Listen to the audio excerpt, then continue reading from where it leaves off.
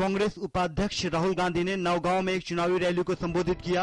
राहुल गांधी ने कहा कि यूपीए सरकार ने गरीबों, किसानों का ख्याल रखा है और सामाजिक आर्थिक सुरक्षा भी लोगों को मुहैया कराई है। उन्होंने कहा कि भाषा के संयमित होने के साथ देश में भाईचारा सबसे बड़ा धर्म है। असम में बीजेपी नेता नरेंद्र मोदी ने कहा कि ये चुनाव 125 करोड़ लोगों का है और सत्ता में बैठी पार्टियों की जिम्मेदारी होती है कि चुनाव में जनता को अपने काम का हिसाब दे। उन्होंने कहा कि लोगों से जुड़े मुद्दों पर राज्य और केंद्र दोनों ही सरकार खामोश है। कांग्रेस अध्यक्ष सोनिया गांधी ने आज अमेठी में कहा कि कांग्रेस ने भ्रष्टाचार में लिप्त नेताओं पर कार्रवाई की, जबकि भाजपा शासित प्रदेशों में उन पर कोई कार्रवाई नहीं की गई। उन्होंने कहा कि भ्रष्टाचार को दूर करने के लिए यूपीए सरकार ने सूचना का अधिकार जैसा कानून बनाया। समाजवादी पार्टी प्रमुख मुलायम सिंह यादव ने आज उत्तर प्रदेश के फर्रुखाबाद में किसानों की खराब हालत पर जताई चिंता। उन्होंने कहा कि समाजवादी पार्टी ही किसानों के हितों के लिए करती है काम। भारतीय जनता पार्टी नेता अमित शाह ने जानकारी दी कि पार्टी के प्रधानमंत्री पद के उम्मीदवार नरेंद्र मोदी वाराणसी में इस महीने की 24 तारीख को अपना पर्चा भरेंगे।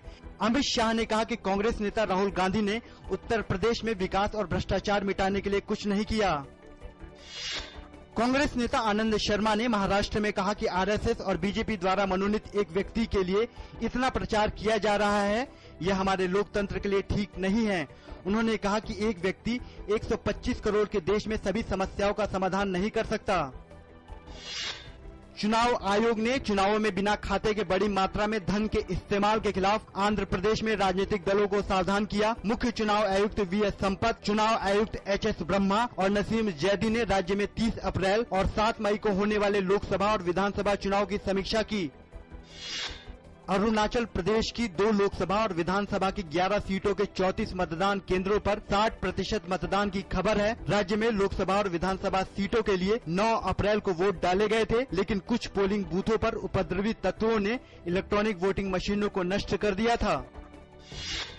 दिल्ली पुलिस ने 2010 के जामा मस्जिद आतंकवादी हमला मामले में इंडियन मुजाहिदीन के प्रमुख यासीन भटकल और उसके सहयोगी असदुल्ला अख्तर के खिलाफ आरोप पत्र दाखिल किया। माउंट एवरेस्ट पर एक भीषण हिमस्खलन में लगभग 13 नेपाली शेरपा गाइडों की मौत हो गई और कई अन्य घायल हो गए। दुनिया की सबसे ऊंची पर्वत चोटी पर इसे पर्वतारोहण की सबसे घातक दुर्घटना बताया जा रहा है।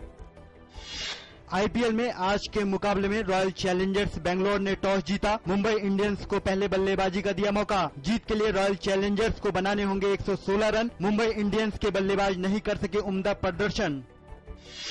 दिल्ली डेयरडेविल्स और कोलकाता नाइट राइडर्स के बीच आज रात होने वाले मुकाबले में चोट से जूझ रहे बल्लेबाज केविन पीटरसन के खेलने पर अनिश्चितता बरकरार। दिल्ली डेयरडेविल्स जीत के साथ अपना अभियान पटरी पर लाने की कोशिश करेगा।